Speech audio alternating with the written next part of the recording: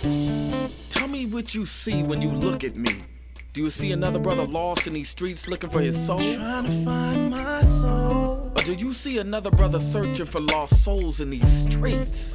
A street soldier. Street soldier. Here to help you get that chip off your shoulder, warm your colder days and sober your drunken ways, and find a way to help you get over these hurdles placed in our path. And this is not meant to amuse you. This is for all those who have questions but are afraid to ask. I won't be afraid.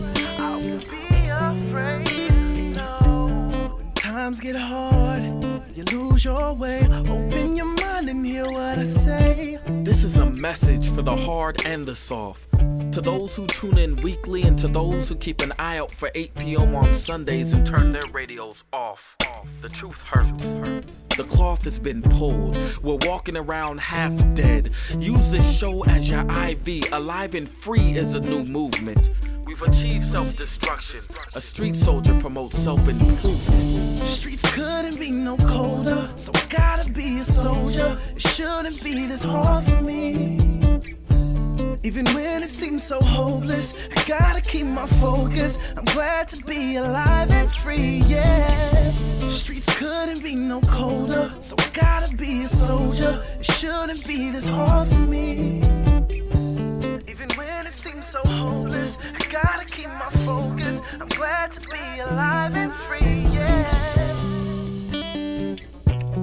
Welcome back, everybody, to Alive and Free Street Soldiers Radio, but it's on Zoom. And it's our Father's Day show celebrating the joys of fatherhood.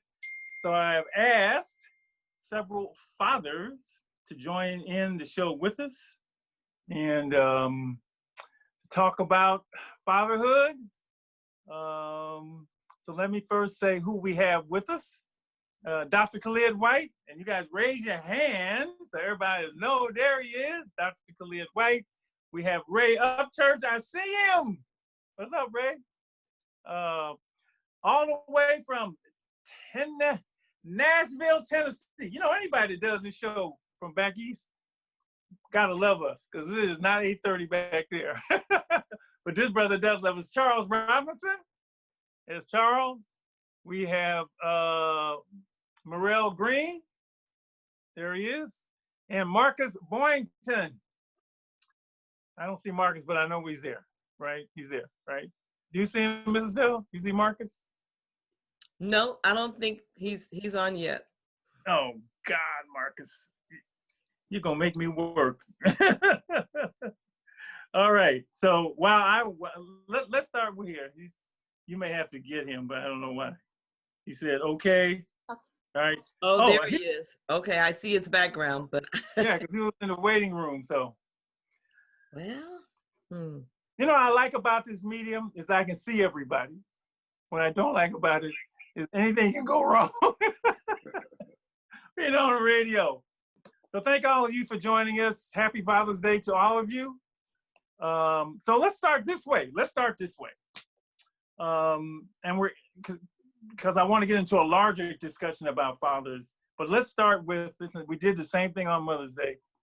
What's the best thing about being a dad? The best thing about being a dad. So Dr. White, since you're first on my list, you get to start. And what you can talk about, you say the ages of your children too, but if I name mine, well, anyway, but I will. What's the best thing about being a dad, Dr. White? Well, firstly, happy Father's Day to everybody out there.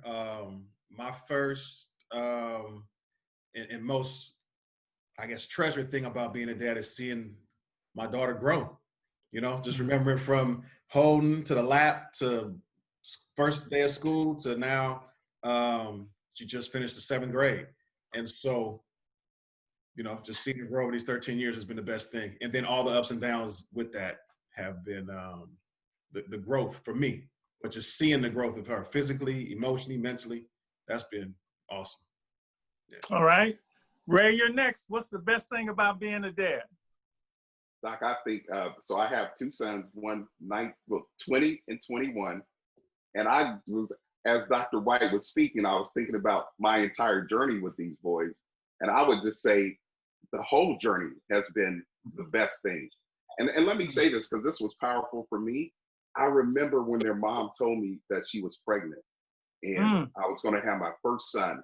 And the first thing I thought out of anything else on the planet was, I said, I hope I'm good enough, you know, because I just wasn't sure if I was going to be a good dad or not.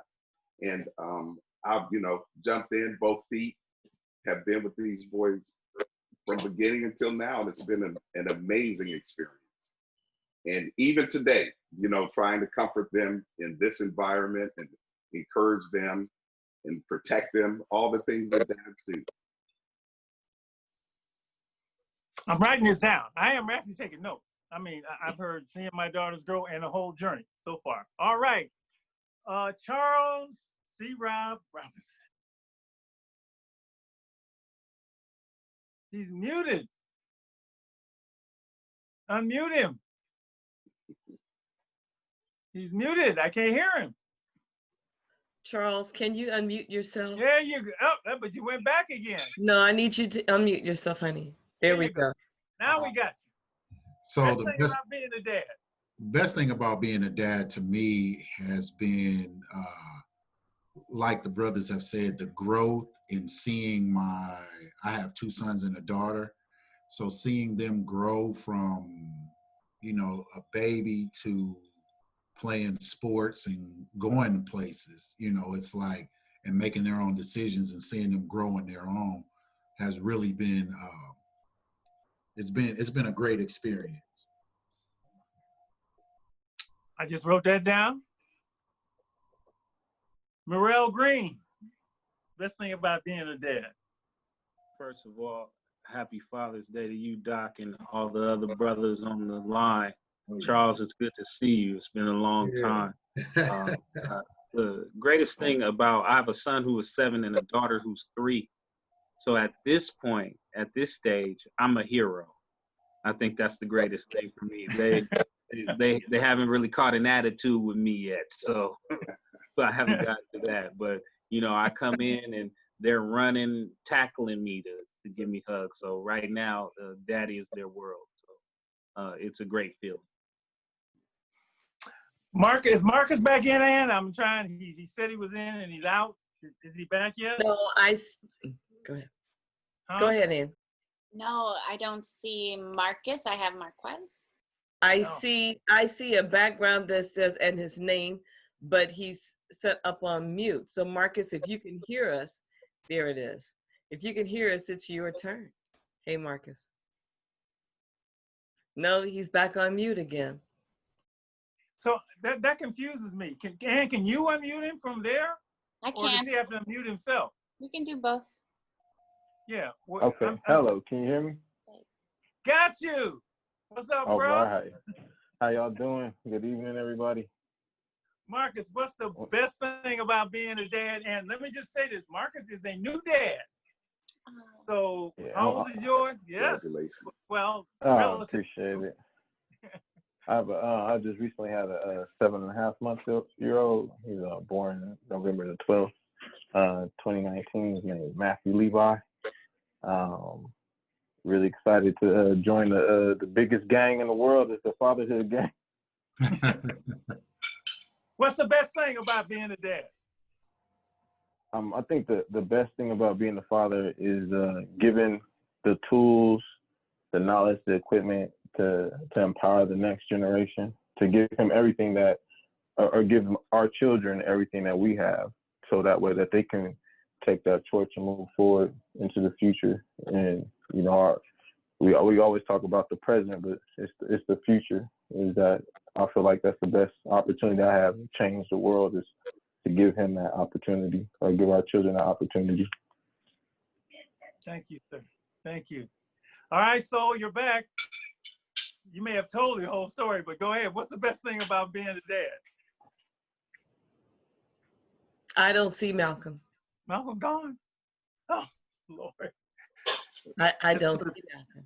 Okay, I just said I didn't know how long he'd be there. So let me just say, for me, the best thing about being a dad, and this may surprise some people, is so much fun.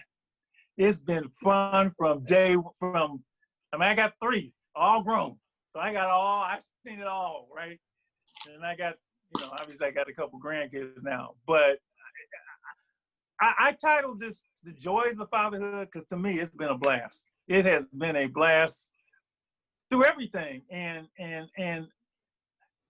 I really feel for men who don't get to experience it. I really do.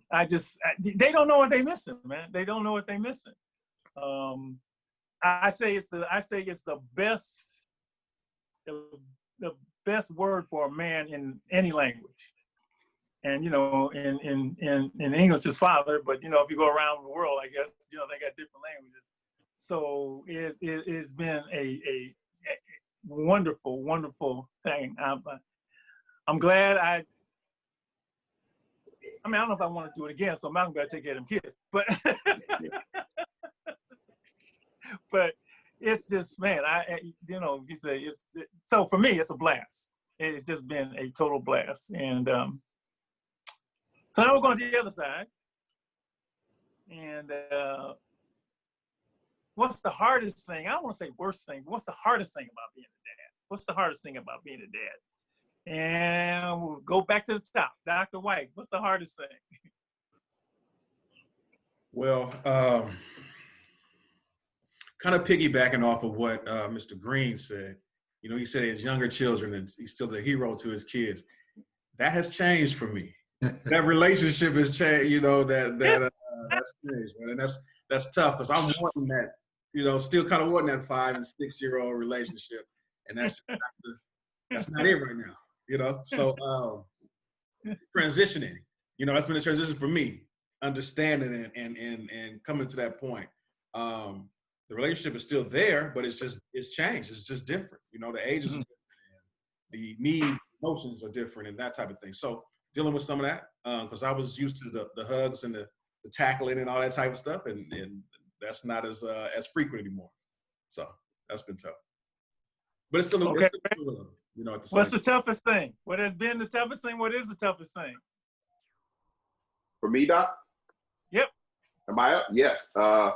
Well, based on today, with a 20 and 21-year-old, is learning how to let go, knowing that they have to choose their own path. And to allow them that freedom, even when I know where they're headed is not going to work out in that particular instance. But, and you give your best advice, and then you got to pray. Just let him go and let God take care of him after that. So that's tough for me. Yes, you do. Yes, you got to pray. Oh, my goodness. Oh, look, hey, Lady Eve, my oldest or my youngest son was in Dr. White's class. And giving credit to that brother, he reached out on the side sometimes just to say, hey, Ray, just want to talk to you a little bit. So thank you for that, Dr. White. I'm saying. But see, that's the other thing. I know you got to go to the other, but that's the other thing. Because see, if dad is praying and mom is praying, then the angels will sit. There's going to be somebody there that's going to help with the guidance and the direction and lead them in the, and so, yeah. Okay, Charles, you're up. What's the toughest thing about being a dad? I think the toughest thing for me, having a daughter and knowing how I used to be, it's like, you gotta, I'm giving her the game like now, like she's 13, so I'm giving her like, this is what you need to look out for. This is what when he says this, and because she's starting to get boy crazy, and it's like, man, I see me or have seen me, so I know what I've done, and I'm like, look, that's great. Just pay attention to this, and look out for this, and when they say this, that's not what this means, so just be aware. So that's been my hardest thing. It's just when you get a daughter, your whole perspective changes, like how you used to be. So and Charles, your daughter does not look 13. So you really well, she does not. I mean, like I said, that is one pipeline that we talk about staying alive and free. I will definitely go to jail for that one. So It ain't nothing So to play it's with. really important that little girls know what it feels like to be treated like a princess. Yes, Yeah, ma'am. absolutely. Because when daddy treats them like a princess, like they're special and they're little ladies, then however you used to be, if that shows up or worse, she's gonna have a criteria, Right. framework, and Right. she's gonna know no. Because see, I'm a lady, Right. and I know how I'm supposed to be treated because my daddy has And already shown me and taught me, not only by the way he treats her, but by the things that she sees. So it's let me just definitely say, because I got a question for y'all too, and I know this is a male thing, but I got a question for the brothers too in a minute. All right, so make sure I'll tell you that when I come back. like you said, Mr. Stell, it's definitely been it's a learning experience. Like I said, I opened the doors for her. I gave her her first ring, first diamond, all of that. My thing is, if he is going to be your role model or your hero, he better be doing it better than me. Simple as that. So, he better go to Iraq a gang of times, because I've been to Iraq a gang of times. So if he's beating that, he's beating. So he's got a standard. It's not like somebody else I know who said about his daughter, who is like 5 now, said when she leaves the house, I'm going with her. All right, Murrell, toughest thing about being a dad? The toughest thing so far is the uncertainty of their futures. So that's good. Try to put them in the best. Here she is right here. You try to put them in the best schools, and you want them to learn instruments that you never knew and learn multiple languages, and you're just pouring all these things into them, and you just hope that nothing happens along their route in their journey. We talk about this time of civil unrest, the wrong encounter with a police officer, the wrong police officer, the wrong encounter with the wrong gentleman, the wrong encounter with the wrong friend, quote unquote. So it's just that uncertainty that scares you as you're pouring everything you have into these two. Thank you. Marcus, toughest thing about being in a bar? I think the toughest thing for me is that having to be careful where I walk, and just thinking about the future, because they're following in my footsteps. So I think the toughest thing is being the first good man or father or figure for my child. That's it weighs heavy on me. It makes me kind of like what the brothers were saying online about having a daughter and being able to raise them right, raise her right. I think that's the toughest thing for me to personally look forward to, is just being a good father, being a good man, being the first good man that they know. It's funny. I just got a text, and I got to say this because certain things, it doesn't matter, rich, poor, celebrity, non-celebrity, we're all joined at this. And so I just got a text from somebody, I'll say his name, and he said, "Happy Father's Day, Joe," and Danny Glover, But we're all dads, right? It's like, none of that. I mean, he happens to be a good friend, but also it just shows that we all got this father thing in common. For me, the toughest thing, I know I'm going to sound crazy with this. It's funny because I'm channeling my father, which is crazy because my father raised 9 kids, right? And of course, I remember everything we went through.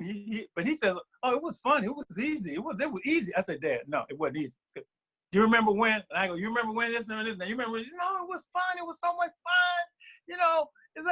But here I am now. That my kids are grown.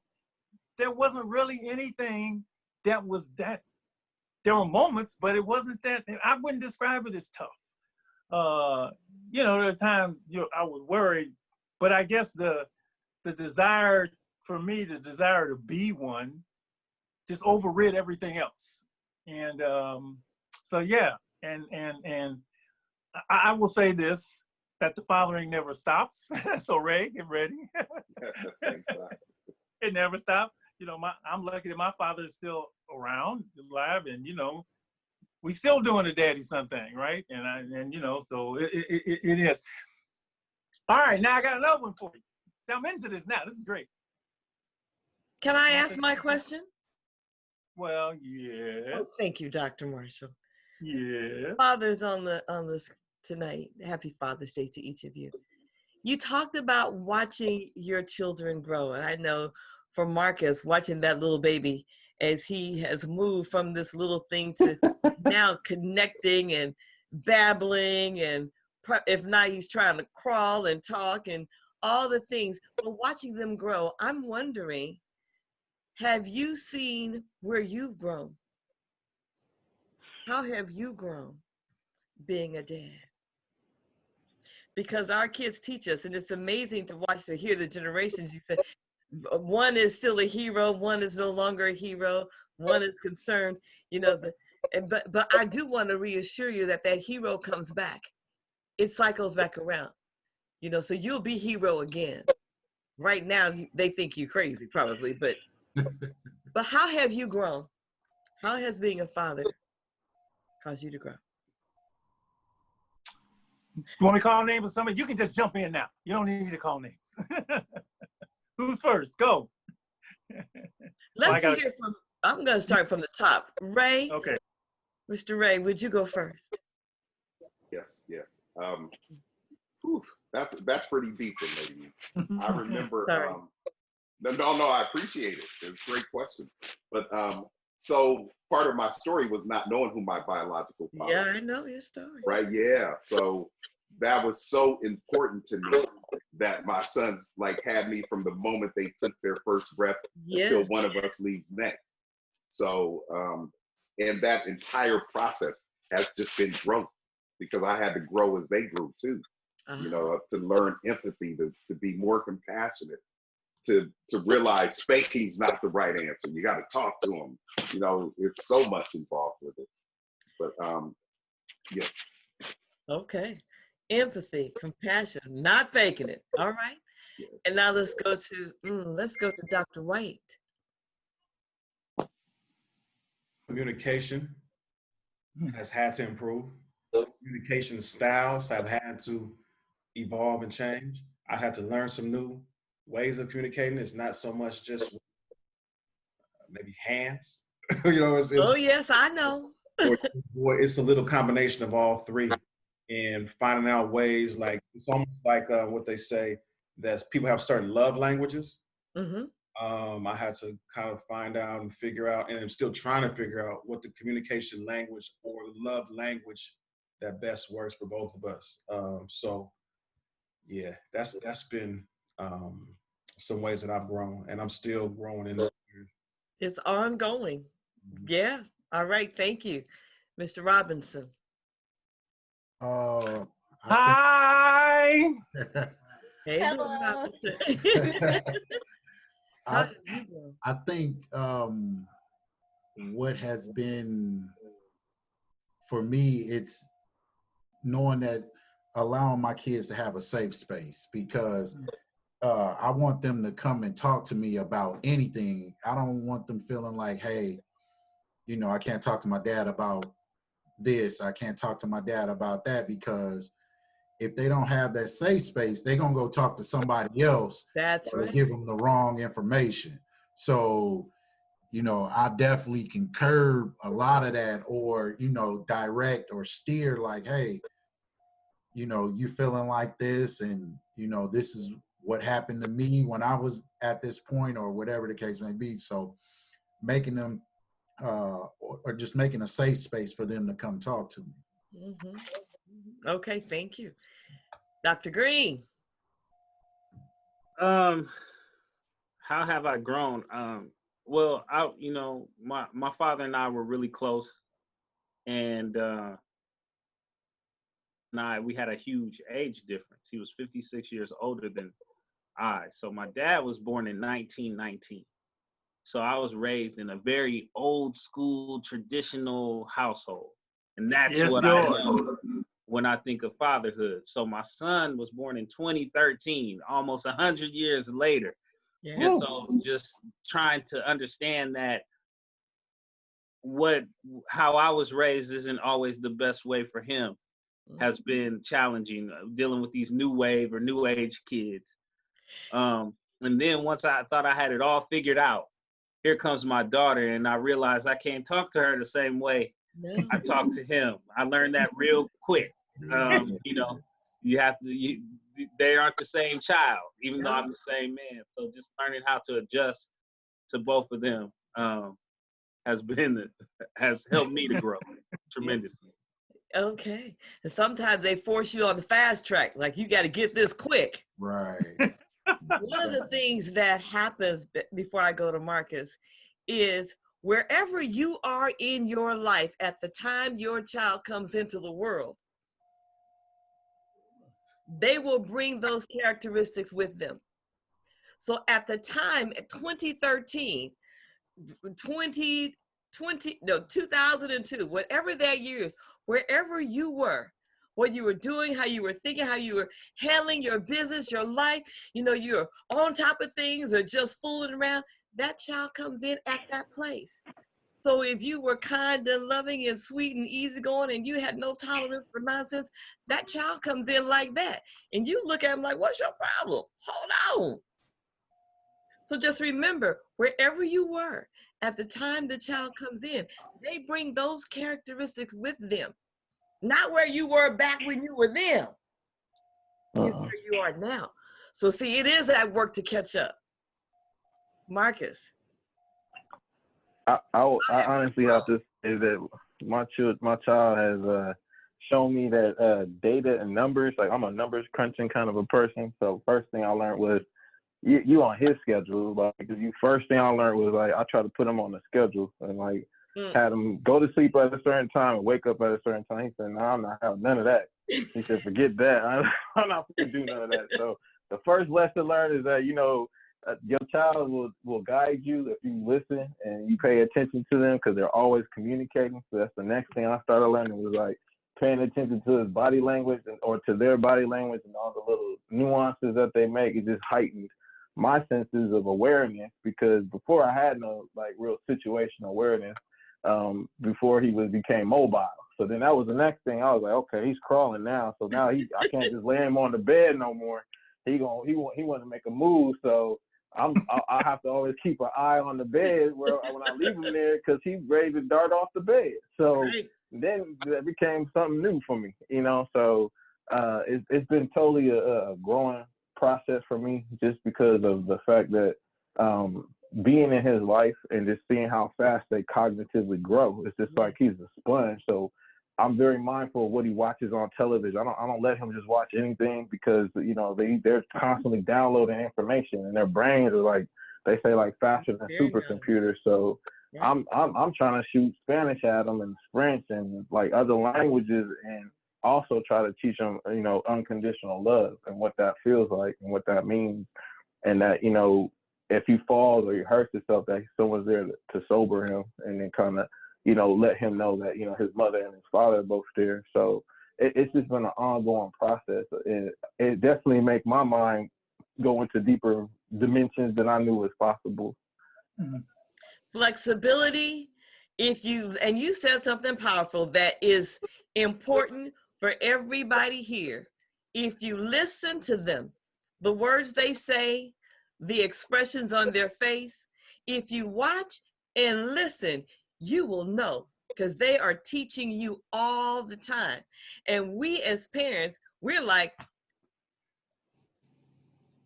but if we listen and we watch, we'll know just what to do, how to say it, what to do, how to work it, come back, do it again. You know, so yes. Thank you, Dr. Marshall. Well, I get to give mine. And your question was, how have I grown? My kids always kept me on point, always. If you are really into a parenting, it guides your life. I think to this day, my father, because I have worked with with men who did this for not taking penitentiary chances with his kids.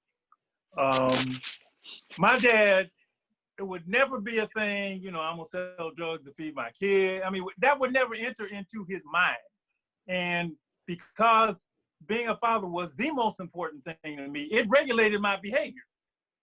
And I've heard moms talk about this, right? I'm a mom, a child's most important thing in my life. Therefore, it completely regulated my behavior. So if I ever thought, which I didn't a lot anyway, what's the thing? Don't get desperate. I never got that desperate because number one, I knew my kids needed me and I wanted my kids and I wanted to be there. So to me, if you're really into this parenting thing, mother or father, and I was with Father's Day, it regulates your behavior. Yeah, you will even move from another state back to be with your kids. That's all about regulating behavior, and he knows what I'm talking about. So that I'm thankful just for that because, I mean, I don't think I would have ever gone too far out to the left anyway, but I definitely wasn't going out there, but that, I have my dad as the example. I got one more, and then I'm gonna go into the discussion because I love these, and part of this is I want the men who might be listening to know, yeah, this is what I might be missing, right? This is what I'm missing. I mean, man, these guys are happy. You heard about all this stuff about being dad. We all smiling. Everybody smiling. Your kids is running behind you, and his daughter sitting next to him, and like, oh man, this is cool. Any special moment. And it's funny. We got Marquex who just got into the fatherhood game, right? And you got me, who my son is way past grown. My kid's way past grown. So I love the variation we have here. For any of you, has there been a moment when, the fatherhood thing just hits you? Any of those special moments, either with your son or your daughter, when it was like, oh man, yeah, this is me and my child. Murrell, you get to go first. So my son, it hit me much earlier than this. I mean, I think it was instant. As a matter of fact, my wife talks about when she was giving birth.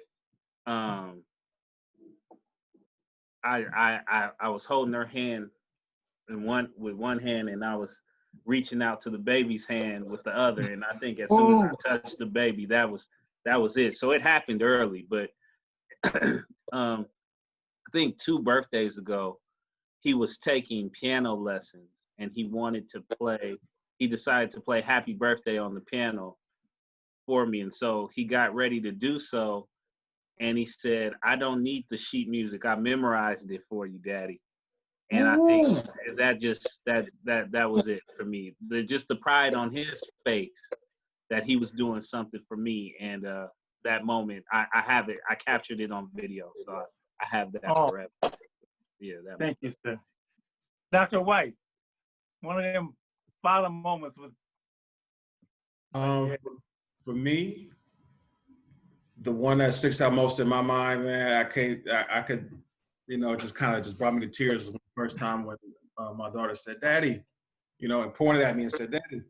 And she was just learning how to talk or that type of thing. And so, the first time she called me Daddy, I was like, oh man, that yeah. Charles.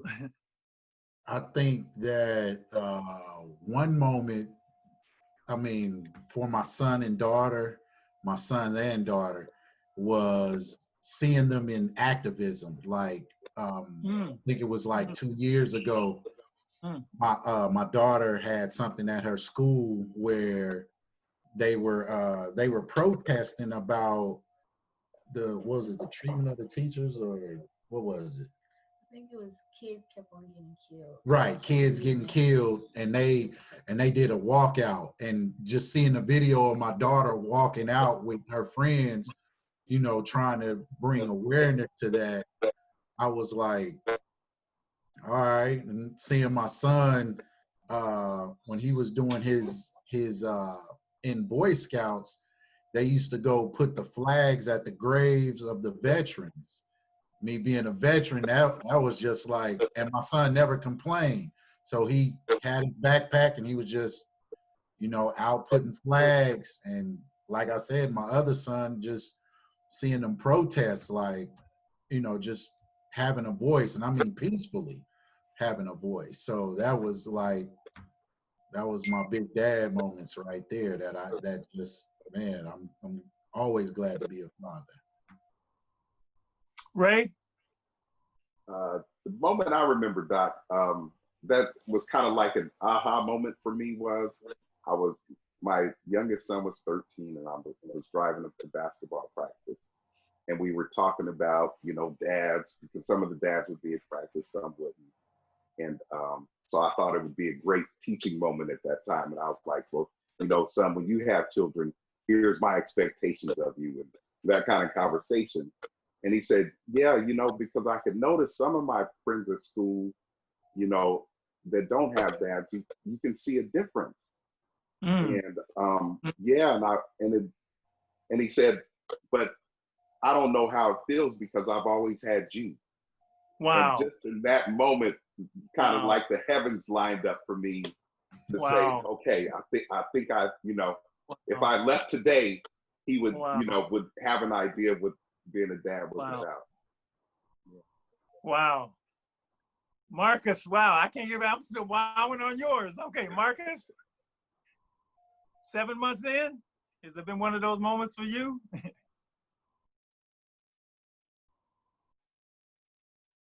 We lost him again? No, there he is. Okay. I would have to say I have to share this one with my wife. When she was pregnant, she was getting ready to have a baby. She asked me we had, you know, parental leave, like father care leave. And so I was dibbling and dabbling whether or not to take the leave for 2 weeks. We have up to 6 weeks. And so I was like, I'll just go in and kind of go back and forth to work. And then, so just kind of lo and behold, I just kind of took the bullet and just went ahead and just said, you know what, the job is always going to be there. I'm going to just take the full 6 weeks off. And then, so I could be with them. I swear it was the best 6 weeks of my life to actually be there.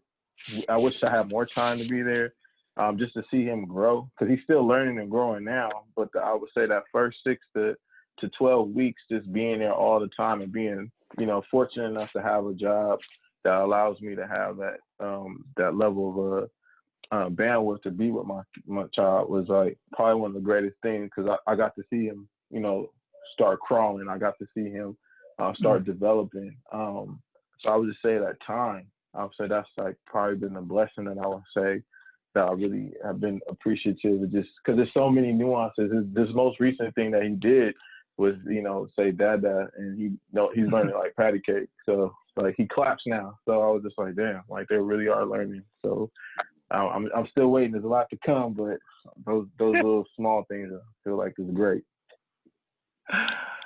Thanks, Marcus. I'm gonna give you 2. The first is I taught my kids how to drive, all 3 of them. Their mom wasn't gonna do that. Their mom would just say, no, you do it. Man, you know, I mean, that was like, Daddy, you gotta teach me. Well, if I don't teach you, they ain't gonna learn. So, and each one of them was an adventure, a boy and 2 girls.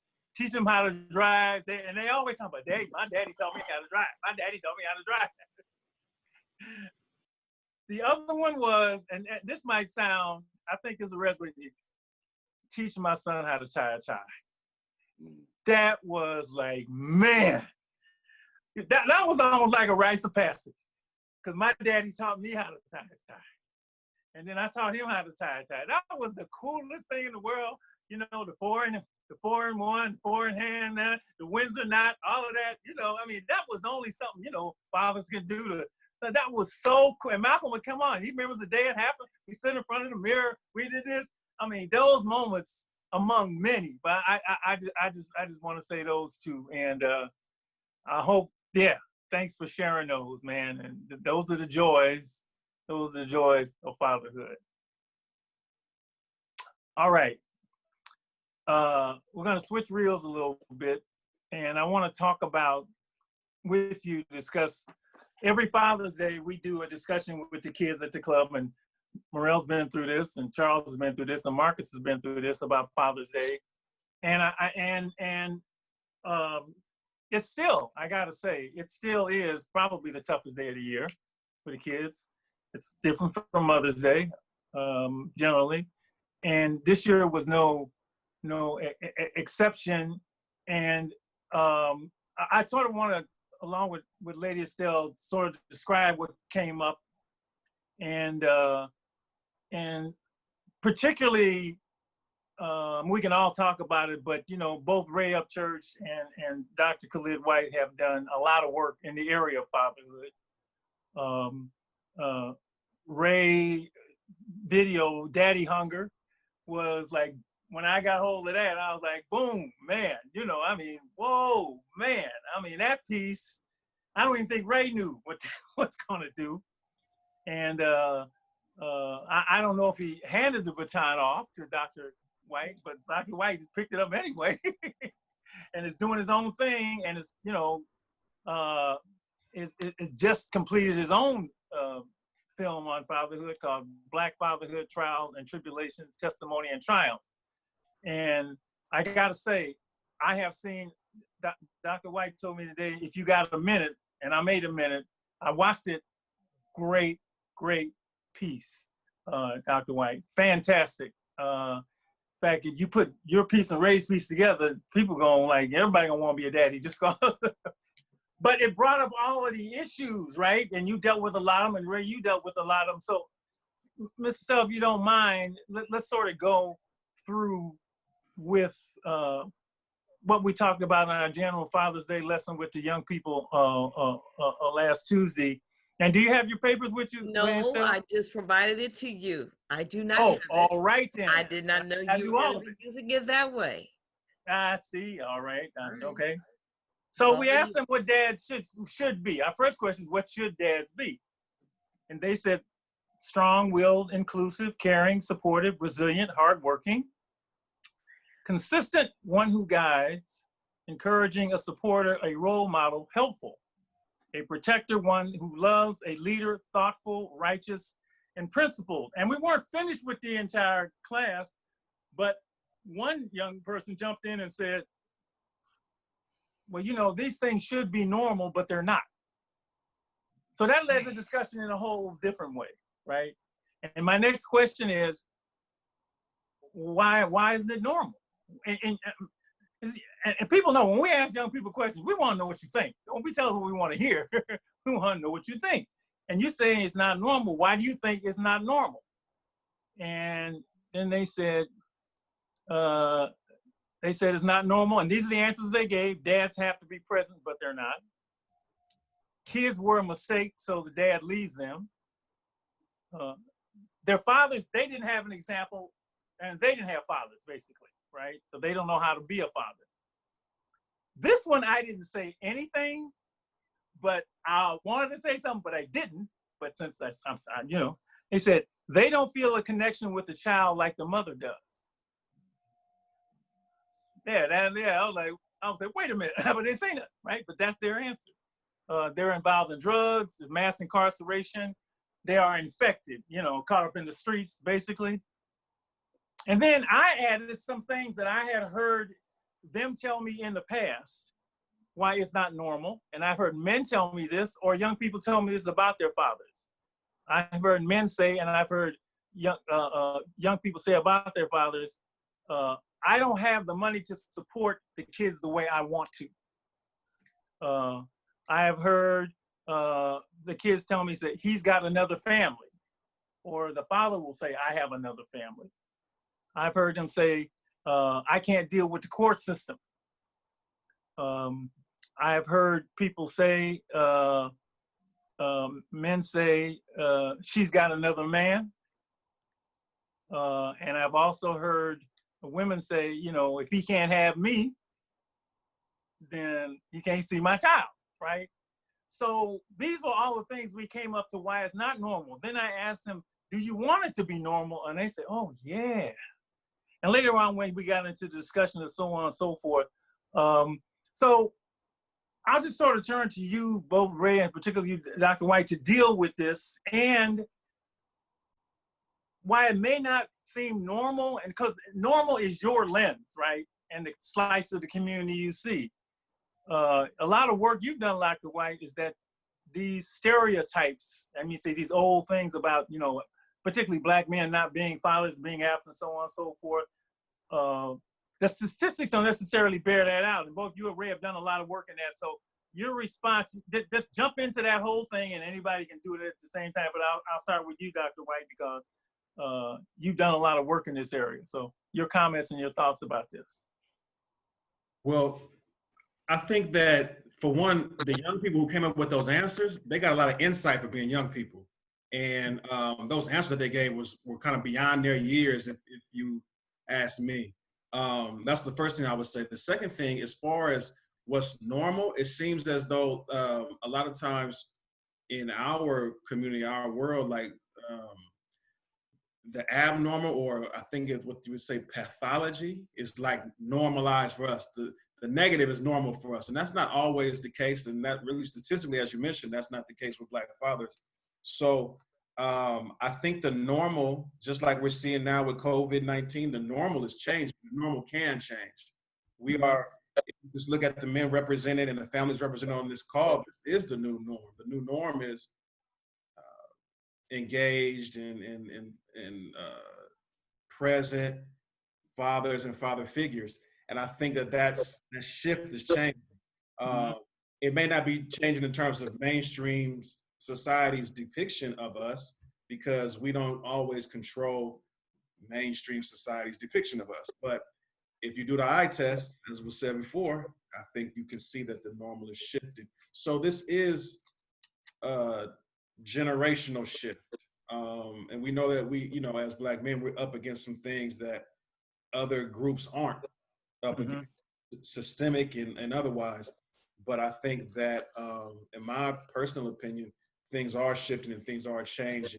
And as soon as we can start shining the light on those changes, we'll start to see that a little bit more consistent. Ray, you got any thoughts on that? Because you've been absolutely. Yeah, Doc, I do. I'm actually very conflicted, because I remember my first thought when I heard some of your responses was the pain that these children must be feeling. Right. And it almost took me back to when you and I first started. I think, 2007, 2008, we met around this. And at that time, we felt it was horrific. But I remember when I first did my film, I met with a professor, and she said, well, who's the demographic you're looking for? And I said, well, Black men. And she said, well, I think you ought to consider a different demographic, or a larger demographic. And I said, well, no, because I want to touch the hearts of Black men. And when I made the film, I never wanted to say to us that we're not good fathers, that we're not present, we didn't do the right things. But what I did want to say was, here's what happens to your children when you're not present in their lives. And that was part of the project for me at that time. But then kind of fast forwarding to now, there was a recent study with the CDC that says Black fathers are the most involved in their children's lives. So that's where I'm saying I feel conflicted, because if he's not there, it doesn't matter what the statistics say. That pain is still great for them, and they're still hurting. But also, I just don't want to ride that, you know, Black men aren't good fathers, Black children don't have fathers. And I don't want to be part of that conversation either, because it's just not true either. There are some amazing Black fathers out there. So that's part of, go ahead, Tom. No, that's a good point, because this was, I mean, each person was talking from their own personal experience, right? And as we went further, you could tell, because then they had to write a letter to their father, right? And it was clear who had and who hadn't. And there were people, there were young, and we've seen this before, and Ray, remember in Baltimore when we showed your film, Daddy Hunger, to, you know, at our national conference, we had all these kids in there. We showed the film, and your title is so perfect because it's Daddy Hunger, right? Hunger. I mean, it says it's right there. Those kids got up and ran out of the auditorium. I mean, they couldn't take it because so many of them, though, their personal experience was one of daddy hunger. And we've done it at the club. We've shown that film. One time we had a bunch of kids show up and, you know, out of nowhere, they said, well, what can we do with 45 kids that show up out of nowhere? So we showed daddy hunger. And they ended up running out of the building.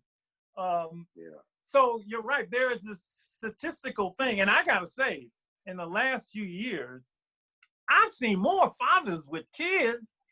Right. I can't, you know, I mean, Right. like in the park, walking kids. I go to Richmond, I see kids walking daddy. So then there's a statistical piece and there's also a personal piece. And I get that. So, yeah. And then we had a couple kids who just couldn't talk about it. So it just underscores the importance for each one of them, you know, because I told them it's not that you can't make it without a father. It's not that you can't make it without a mother. It's not that you can't make it without any parents. But nobody designs it like that. And when I ask them to design their family, they be, your kids are funny. I'm gonna have this, I'm gonna have white picket fence, I'm gonna have money and a daddy. And you know what? And you know, my thing is everybody deserves a mother and a father. And as you go into it, we talk about how this affects, you know, if you can get them to talk about it, but it's just so hard for them to talk about it. And that's why when you made your film, and we got to say this because one of the key people in your film is now the mayor of the city of San Francisco, right? London Breed. Yeah. And every time the kids see that film, they say, is that done? They don't believe what they're seeing, right? And she's talking about she didn't have a daddy, right? She grew up in the Fillmore without a daddy in the project. And, you know, and she says the effect it had on her. So it's just so much in this. And you get them sort of, we talked about, but let me stop. Does anybody else have any Murrell or Charles or Marcus, you want to say anything about any of that? Because you've been through those classes at the club. Yes, definitely. The one thing I want to say is I want to credit the club because I don't know if now that I'm listening, it was definitely intentional, but I remember this vividly. When you would talk about the first class of students who graduated, you would always acknowledge Marcel for his being a father. Mm-hmm. It was always about Marcel and raising Kiana and Marcel, mm-hmm. and later on Devin. And I remember that because if I recall, he didn't graduate. And so he left school because his girlfriend was pregnant, and he came home and got married because he wanted to be a father. You know, and so yes, thank you, sir. Yeah, but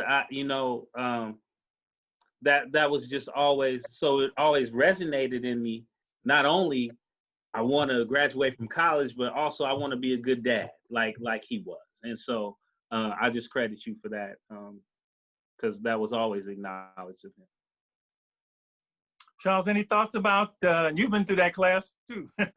Oh man, Doc, that class, it allows you to go into yourself and see what you are missing and where you need to be. It's almost like a barometer. We always talk about how we're going to do it, or how we want to do it, or how we were, how we were making it, and we didn't realize how broken we were until we took the class. Because a lot of us, we come from single parent homes and things along those lines. So our father figures were, the OGs in the hood or whatever, Bill Cosby or, Uncle Phil or whoever. They were real, but they weren't real. So, and we realized in taking that class that you find out like, man, I got a lot of work to do. Like, it opens up some wounds, or, it kind of gives you healing on some wounds, because I've been doing this without my father. And, we're sitting here talking about fathers, and I always think about the episode of The Fresh Prince of Bel-Air when Will Smith and James Avery, when Ben Vereen was his father and his father walked out on him. And, you know, that was like the first time you seen like Uncle Phil grab him like, you know, I love you, man. This is what, you know, and you think about like, hey, man, that's a moment you want to have. And that episode always sticks out to me because I saw myself as the Fresh Prince, like, dang, you know, my dad left or whatever, but, you know, my grandfather stepped in or whoever stepped in, somebody stepped in to give me that, what I thought he should have gave me, but I got it from other places, so. Thank you. Marcus, any thoughts, any comments for you? Yeah, I'm just going to piggyback off of what you said about using television and media and how it portrays the father in the Black community. And most of the time it's stereotypical that, you know, the images that we get, you know, shown most of the time are of broken homes or fathers not being there. I know like the movie Juice and a couple of other Boys in the Hood, you know, you also get that image of that father not being there. And I think that the narrative needs to change, and we need to continue to shine light that even though Uncle Phil may have been that role model, you know, there are basketball coaches, there are coaches in the world, there are Dr. Marshalls in the world, there are other father-like figures in our community that do stand up and maybe fill those shoes for the fathers that we didn't have. Sometimes it was the guys on the block may not have been the most positive, but for the most part, I think that we do have more fathers than the media likes to give us credit for. I'm thinking back, there were a lot of reasons that the Cosby Show was a big deal, but one of them was because it was a family, it was a middle-class family, and Dad was there, right? And even if you look at Blackish, Dad, you know, Dad. And then there have been shows, you know, I don't know if I've seen a lot of shows with single dads raising their sons or their sons or daughters. I don't know if the media has gone that far yet. No. But Dr. White, I know in watching your film, you had a lot of conversations with, it's a Bay Area film. Mr. Fab was in there, and, you know, a lot of folks that we know. How much there when you see somebody you know, you know, talk about fun. So, but what did you take away from making that film that you want to emphasize? Whether you have a GED or a PhD, it was people kind of, you know, on both sides of the spectrum, all sides of the spectrum in there. You had single fathers, you had men who were raising non-biological kids, like a whole kind of gamut that I tried to show.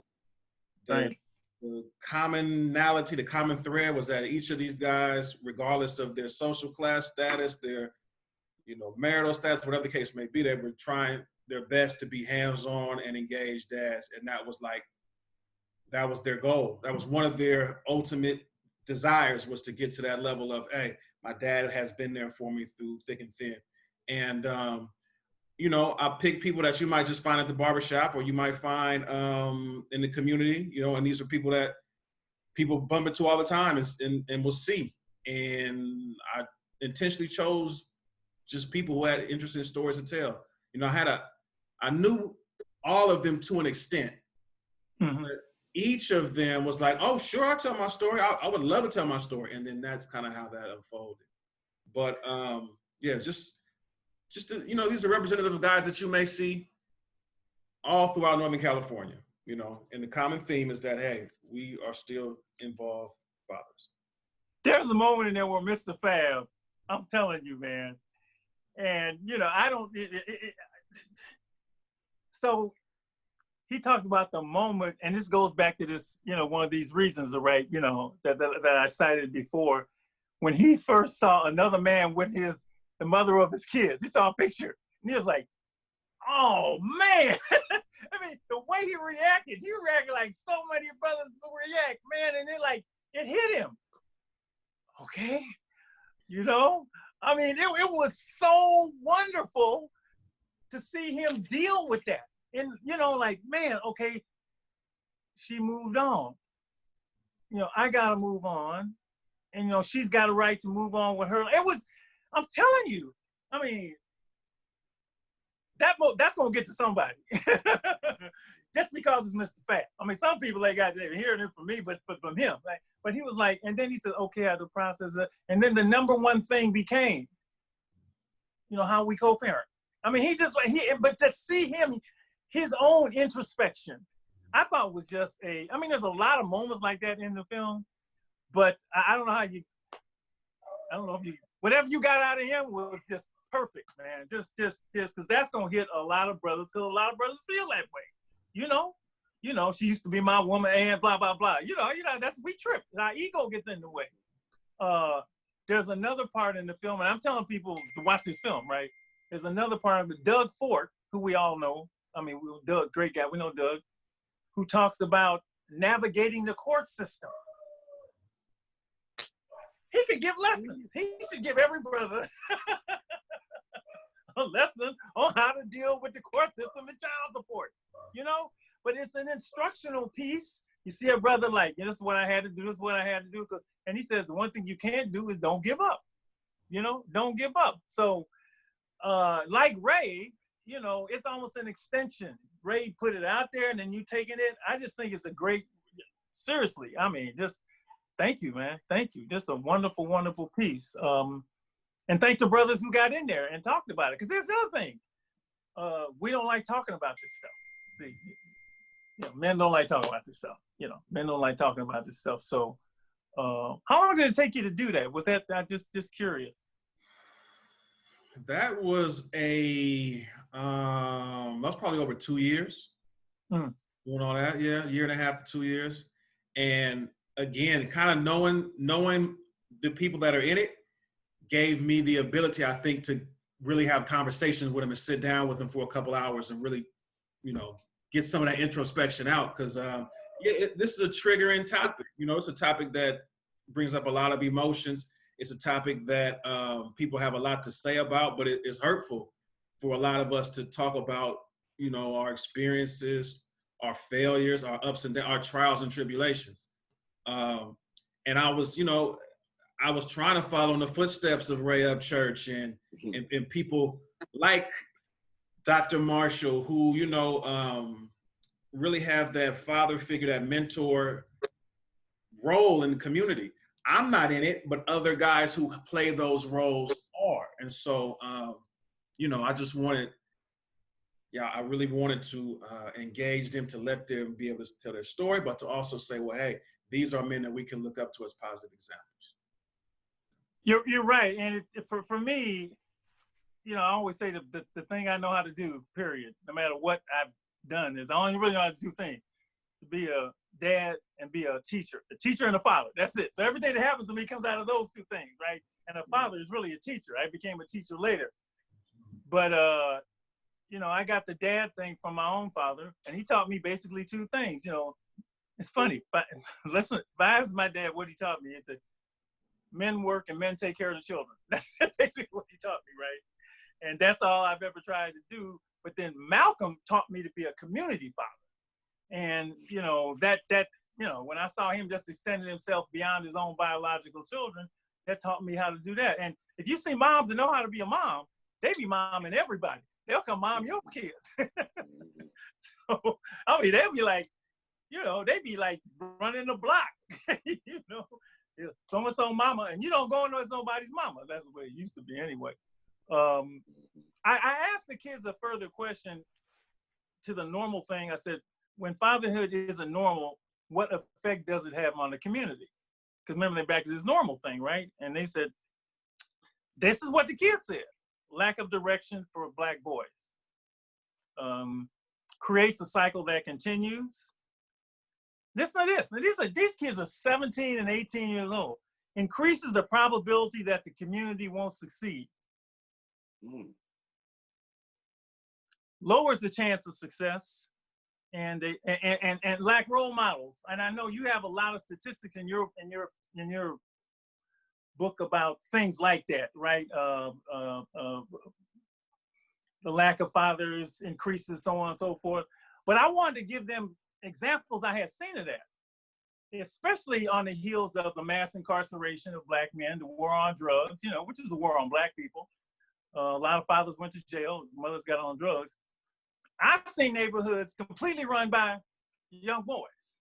And I grew up in LA, right? So, you know, when there was a problem, you know, 15-year-olds decided what to do.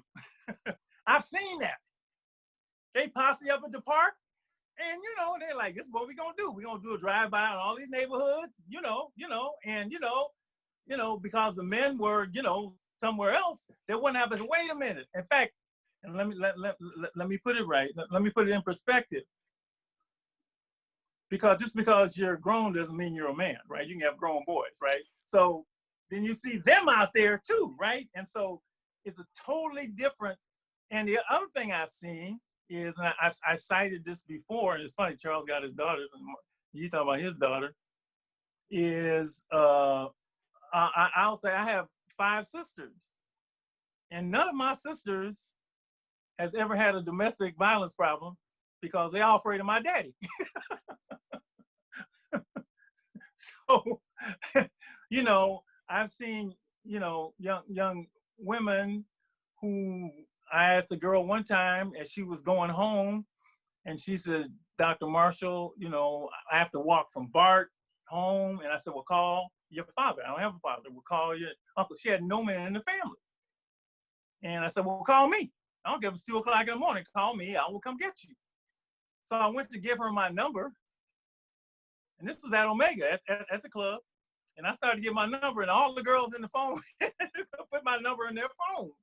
So the lack of protection when the men are in the community and being fathers, it's just everything to me, the whole dynamic changes. The whole dynamic changes because then you got both going on. And that's what I've seen.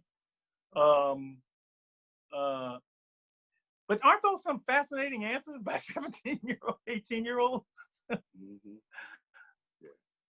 We're gonna wrap this up because then we went to ask what makes a good dad. And this is what they said to us. They said, a good dad, and years ago I compiled my own list. And as they were saying this, I didn't compile my own list. I did it from a previous class in a radio show, and so I wanted to compare what they said to the list that I'd had. A good dad, respect, takes care of their kids, patience, dedication, understanding, leads by example, shows vulnerability, ability to communicate, be unselfish, be kind, be giving, kind, and loving. The word love, wisdom, role model, wants better for their child, sets a good example, supports the child no matter the differences between the mom and the dad, and supports the child physically, financially, and emotionally. And they said, that's what makes a good dad. So I looked at the boys in the class, and I said, can you do all of these right now?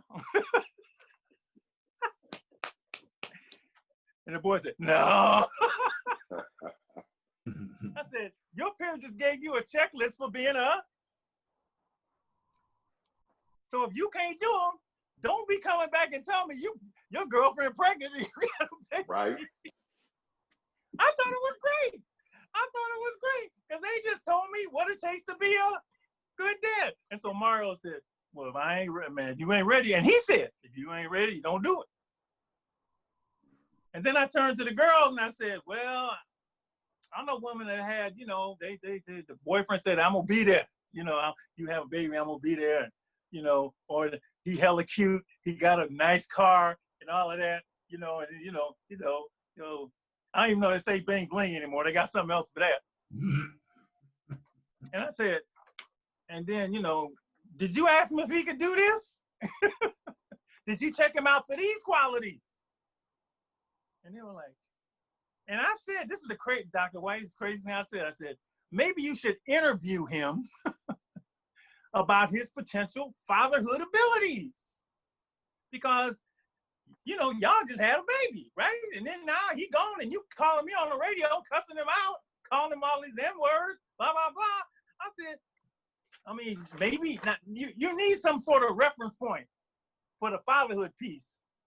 You probably need a couples counseling before you do that. But this is strictly for and you need a money conversation too. But but on the fatherhood piece, you know, you just can't be like, am I being too crazy with that? Because I think this is one job you really can't mess up.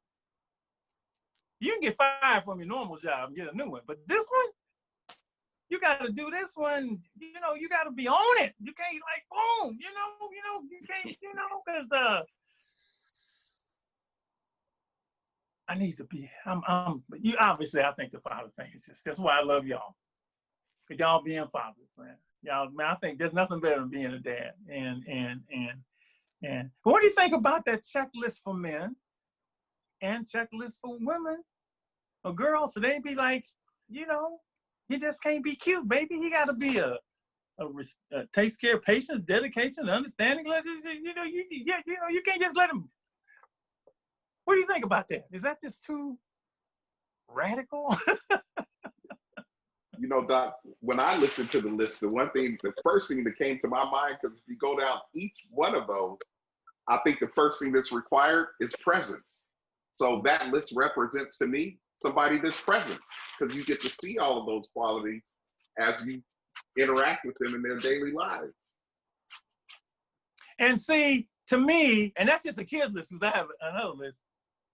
To me, if a man has this list, that this is what a father brings to the table. I call it brings to the table. When he does not, if whatever, he's gonna want to be a father no matter what. Because no matter what happens with mom, you know, we like it to be, you know, the Cosby thing, but you know, and Dr. White, you had a great thing in there about co-parenting. That's a big part of your documentary. But then the daughter or son is going to be missing patience, dedication, understanding, lead back. They're going to be missing that. So if you know that child is going to miss that, then you be like, I can't have my child. And this is what when so many men said, I'm selling drugs to feed my family and end up not being able to feed their family. My thought is, you really don't know what the child is missing because you're not there. So out of the mouth of babes, they just gave you. Not only am I missing it, the community is missing it. Isn't that something? Kids really do have all the answers. You just ask them, they'll tell you. But then you take it and put it on them.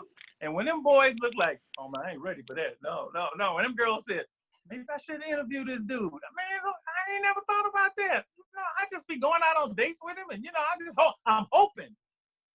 I said, you go for an interview on your job. You're gonna put your hands in the life and your child's life into somebody you ain't even thought about, because they haven't really thought about the fatherhood piece, because they didn't want to go through what Charles was talking about, that pain that it had for them. And they ran away from it. And you know, if you run away from something, you end up attracting a lot of times what you're running away from. Mr. Stell, you want to get in on this? I know you do. Ray, go ahead. I don't think it's ever been quite a fatherhood show done like this before. I think you were right on point.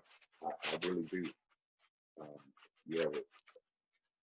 I think the biggest thing that comes to mind for me is so many of these kids are, because I remember that thought of wanting to be normal and not even knowing what that looked like, you know, and having a marriage that survives. And when those break down, it's what do we do? How do you stay present?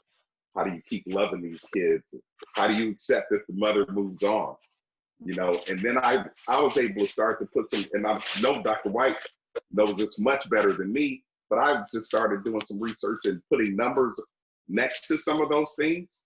And it was scary. One that I think of is, at the time, it was a fatherless girl was 9 times more likely to be the victim of sexual assault, right? So you put a number next to that, but then you get practical and you think, well, mom's moved on now and she's got somebody new in her life. And typically when we first start, you don't run it through the child sexual the registry with this is the new love of my life. Come meet my babies. Now you're spending the night. Oh, I got to work late. Can you keep the kids for me tonight? And you really have no idea who this new person is in the life of your children. So we've got a lot of work still. And so that's why I thank all of you for being dads. I'm just like, and Marcel is perfect because, we're alive and free and educated. But the biggest thing for me is he's alive and free and a dad. Because I got into this business really because a lot of families were in disarray. And I've always said that I think one of the key things in making this thing Alive and Free Omega Boys Club work is we always had the balance. We had me and Jack, and then we had Miss Norris, and then we had Miss Estelle. We had the father and the mother figures, except we didn't think of ourselves as figures. We really thought we was y'all parents. We really did. Yeah. And I'm gonna send you to college and pay for it just like a daddy should, right? And so I've always thought that we had the balance, and if we could just get that balance. I ain't good at yoga. I can't stand on one foot good. Okay, I gotta have both my feet. All right. If we get that balance, and the daddy in your life and the mom in your life, and if you daddy and doing that well, it's gonna spread throughout. And I gotta say, Dr. White and both Ray, your work has moved the needle. Because you've talked about it and you put it on film and you've had kids go inside and deal with this stuff. And Dr. White, your books and so on and so forth. And what I like about you is not a passing thing for you, Dr. White. This is your thing.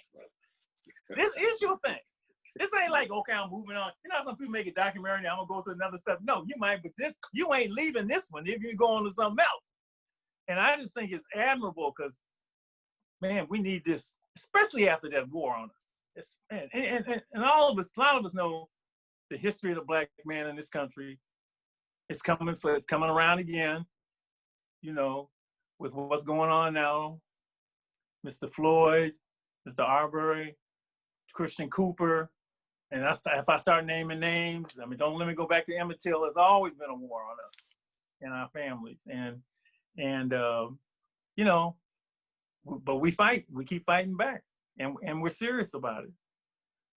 So I just want to, if I could just add, and just again recognize Dr. White and Mr. Upchurch and the work that you've done. I also want to acknowledge Dr. Green and Mr. Robinson and Mr. Boynton, because everything that you do, can you hear me okay? Whether it be whether it's one child, two children, or that one thing that reaches many children, I want you to know what you do with one child reaches many children. And everything you do matters. When I think about Father's Day, I'm a daddy's girl. And I called my daddy up until the day he passed. And when I think about my daddy, no. I never grew out of the daddy. That's my daddy. And I think about some of the things that happened with me growing up. And I think about, rather than to tell my story, because we only have a few minutes, filling up those empty spaces. Young people who are filling up the empty spaces, and what they're filling them with may not be the best thing. So when the opportunity comes to touch a life, just in the way you live, how you live, what you do, what you say, how you show up. It's amazing, Charles, when you show up for your baby girl, for your little boy, the impact that your presence has on that other kid whose dad didn't show up. And then you say, hey man, how you doing? What's going on? That, you have no idea that that's gonna stay with that kid. You could do it, man. That's the thing that they may end up being on the NBA, just because I remember what's your baby girl's name? Nakaya. When Nakaya's dad told me I could do it, And I never forgot that. And so here I am. You have no idea. So just know that because of the environment that we're in and things that happen to us, everything you do matters with our young people who have empty spaces and they're needing to fill them up. Everything you do matters. Pay attention to what you say. Pay attention to how you say it. Remember what it means to be a man. Sometimes what it means to be a man can interfere with the way you need to be as a father. Mm-hmm. That's right. Because see, you know, that's like, I'll never forget the day as a woman, I told my dad, I dropped some knowledge on my dad, and he was not trying to hear it. I said, if you had been there, and I could see how a woman is supposed to be treated, I never would have married that fool. That's what I told my dad. It's your fault that I married that fool. Mm-hmm. I need you to know that what society says sometimes it means to be a man can interfere with what you need to bring to your child as a father. How to feel, how to be still, what strength looks like. Sometimes it's not big and loud. It could be just, all right, we're going to bring it down a little bit. It's a powerful, important, necessary thing. And everything you do matters. Everything. Let me see that t-shirt, Charles.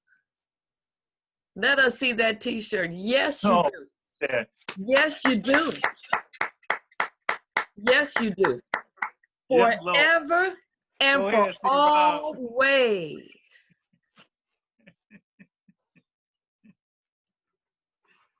Woo. That's what I've got to say. Thank you, Ms. Still. Thank you, Mom. Let's close it out this way. Usually she doesn't consider this, but she's already sent me a message. All of you, each one of us, give a message to dads. Give a message to the dads out there, and just to men in general about. But what message would you leave them with tonight as we wrap up this tribute to fatherhood this evening? So I'm giving up the consider this, and I'm handing it over to the Black fathers who matter. What would your message be from a dad to the dads? What message would you give to them? We have 5 minutes. Murrell, you want to start? I will start, and I'll make it very quick. They need us. And as soon as you, whether that's a father or a father figure, they need us. And as soon as you do it and you do it wholeheartedly, you understand that you need them. Thank you. Dr. White?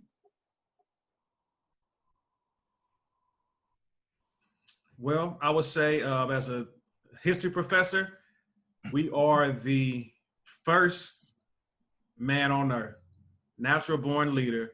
So Black fathers and Black men, make sure you step into your greatness in our role as the natural born leaders that we are. And I'll leave it there. Thank you. Ray? I have two things, but first I'd like to say, please, everyone, watch Dr. White's documentary. It was, when I thought about it, it was the most powerful tool that I had ever, and he and I talked, and I was like, Doc, that's a tool, because you've got everything written out in there, every section's covered. So please watch that movie. But so I have two thoughts, Doc. My first is that it's not about perfection, but it is presence. That was the biggest thing. And unfortunately, my marriage didn't survive, so I had the court system. I went through all of that, and I had to make one major decision. I will never hate anyone or anything more than I love my sons. So I didn't care what happened to me. I was gonna put myself in a position that I could not get back home and be daddy to those little boys at the end of the night. Marcus?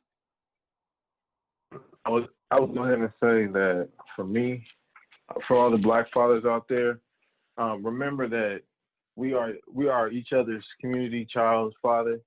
but they can also lean on the Heavenly Father above as well.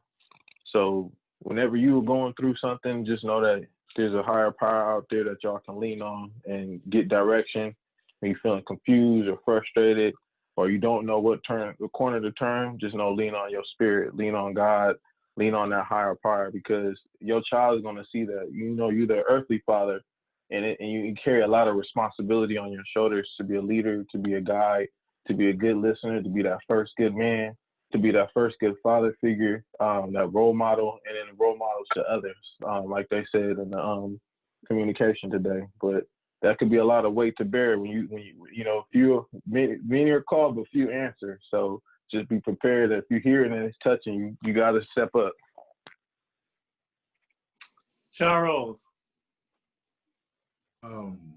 First of all, I need to get Dr. White's link to the movie, because we're gonna do that. And also, you know, shout out to Murrell. I ain't seen him in a while, so I'm glad to see him. And Omari told me to tell you hello because he couldn't be here. Everybody, you know, I'm missing it. My thing would be, as a father, get dug in, because if it was easy, everybody would do it. So get dug in. I mean,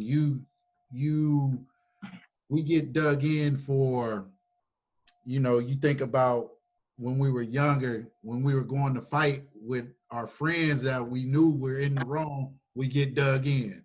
When we go over here try to holler at this girl, hey, we get dug in because we knew it was going to pay off or whatever. You have to get dug in. You have to stand your ground. You have to know that your presence, like you said, your presence may be, you may think it's dark. You may think that your presence is, I'm not an example, but we've talked about being an example for other men and women or other children. And with that being said, you may be that child's only light in darkness. So a lot of us, we came to the club, Doc, and you know, we see Jack and we see Coach, and we didn't have no fathers. You know, we thought you guys were probably like, man, you know, but we saw you guys as that. You guys were our light in the darkness. So we got to get dug in and be that light, because we never know when we're going to be called, when we'll be chosen, what we're going to do. Like Mr. Stale said, we never know. We never know who's watching. This is just 6 of us. Do you realize the power that we was all? I mean, man, this is so. Look, I'm ready to take on everything, and I'm always ready to take on everything anyway. Look, please, I ain't got no problem. Please, Lord, look, I'm ready to go out there. Look, I already pulled out my old Public Enemy albums anyway. I got Welcome to the Terror Dome. I got Fight the Power. I got Black Steel and Our Chaos. I mean, you know, I'm like, yeah, I told y'all Public Enemy was you listening to in the first place, all that stuff. But my words would be to the dads, like, man, you know what you're missing, man. You have no idea. If you watching this and you see the joy we have, you can have a piece of this, man. And it's never too late. You know, just go on and jump back into the father thing and whatever it takes. Do not be afraid to talk about, just like we talking. Forget all that. It's poisoning you. It's killing you. The alcohol, all that stuff you're doing. And all of it is because of personal stuff you don't want to deal with. Do not be afraid to have these conversations. I mean, even growing up in LA, I knew the gangs I would never have a sin. I was always more afraid of my daddy than I was the homeboys. I was like, no, man, I don't care, because my daddy wasn't gonna lose. You know the Bill Cosby saying, I brought you into this world, I take it. He really meant that. He really meant that. No, he did. I mean, he probably would have done it, but he convinced me that. So I had Crip blood, whatever, then it had no chance with me. I'd like every young person to be able to say this. And this is what I was always able to say. I'm going to tell my daddy. Man, I like, Yeah, man, I'm gonna tell my daddy. And I would scare people just like, you got a daddy? Yeah, I'm gonna tell my daddy, right? And they would be like, okay. You don't know how many times that kept people at bay, and they were just wondering like, what he gonna do? I said, I don't know, but I did that. Look, every young boy and young girl should be able to say, I'm gonna tell my daddy. Which means, daddy, you can't be a fool. You gotta get yourself correct. And if you don't know how to do it, ask. If you can't, you don't necessarily have to wing it. There's enough of us around who are doing a pretty good job of it, or trying anyway. Just ask. But it's the greatest gift in the world, the gift of fatherhood for men, motherhood for women. And I just want to thank all of you, man. Y'all my heroes, man. Y'all are just, man, I'm telling you, look, I'm ready. Look, I'm ready. By the time I get to Phoenix, remember that by Public Enemy? That was he was marching on. I'm gonna need to rest tonight. Gotta harness all this talent, this wonderful presence in the room, because there's been a war on you from day one. And we continue to fight back, and we're gonna need all of this as we move forward, especially now, because we got a lot to do, and we will. And when the keep on protesting, but there's a lot of work to do, and I know all of you are up to the task, and so just thank you very much. Love all of y'all. I really do. Dr. White, tell Charles where he can get this, and tell the world where we can get this wonderful movie. Well, this movie that we're talking about, Black Fatherhood, Trials and Tribulations, and the book, Black Fatherhood, Trials and Tribulations, you can get it on my website, which is www.blkmpwr.com, blackempower.com, or you can also find it on amazon.com as well. And, thank you, Alive and Free, Dr. Marshall, Lady Estelle, and for your support over the years. Mr. Upchurch, you already know, happy Father's Day, and thank you for setting the foundation for me and people like me. And for the rest of the brothers and women on the call, thank you. And happy Father's Day. Marcel, Charles, and Marcus, thank you for letting me play whatever role I played. Y'all just, man, you don't know. I see y'all, I'll be like, hey, yeah, it worked. So just thank you for being you, man. Thank you for letting me intrude in your lives. Thank and you. I don't know, lady, you got one more and then we out. You got anything else? And we're gone. Happy Father's Day. Happy Father's Day. Tell me what you see when you look at me. Do you see another brother lost in these streets looking for his soul? Trying to find my soul. Or do you see another brother searching for lost souls in these streets? A street soldier. Street soldier. Here to help you get that chip off your shoulder, warm your colder days and sober your drunken ways, and find a way to help you get over these hurdles placed in our path. And this is not meant to amuse you. This is for all those who have questions but are afraid to ask. I won't be afraid. I won't be afraid. No.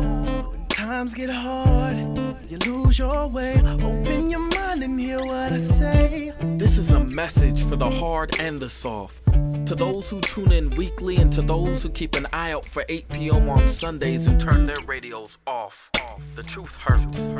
The cloth has been pulled. We're walking around half dead. Use this show as your IV. Alive and Free is a new movement. We've achieved self-destruction. A street soldier promotes self-improvement. Streets couldn't be no colder, so I gotta be a soldier. It shouldn't be this hard for me. Even when it seems so hopeless, I gotta keep my focus. I'm glad to be alive and free, yeah. Streets couldn't be no colder, so I gotta be a soldier. It shouldn't be this hard for me. Even when it seems so hopeless, I gotta keep my focus. I'm glad to be alive and free, yeah.